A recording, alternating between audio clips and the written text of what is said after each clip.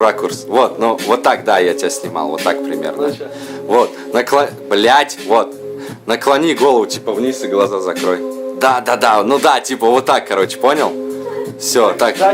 Ну да, ну чуть-чуть, да, там, блядь, секунд 10, так же вот, блядь, почитай, типа. Заебал, блядь. Наклони голову вниз, закрой глаза. Ну все, уже запись. Закрой глаза. Ну да, можешь глаза закрыть. Выключи свет. Закрой глаза. Запись так-то идет уже, давай. Ебашь. Ну смотри в камеру, а потом сделай так, типа 5-10 секунд, понял, да?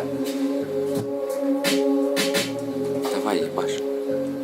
Я пишу, начинаю заново, снова бросаю. Ищу свою музу, будто бы мало искали секретные материалы, библейские корни. Верить тому, кого нет, или хотя бы помнить. Под твоим гнетом бесконечно таю. Без тебя, как без воды, сухо, как в Сахаре. Твои мысли, мой краеугольный камень. Жду ровно в полночь, выставляю таймеры. Пусть и я не один, время бесценно. Если бы смог, я зачищал мгновение патентом. Открыл двери для тебя, не пошел на крайность. Чем ближе утро, тем ближе реальность. Не сейчас, потом, может быть завтра. Не уверен, какая же мне выпадет карта. Твоя грусть — это летопись моих эмоций. Поглощаю дым, прибавляю громкость. Все, что было между нами, прогулка по краю. Я не Шерлок Холмс, но разгадаю тайну. Ты одна, и я не с целой компанией ждал шедевр, а не рисунок в пейнте.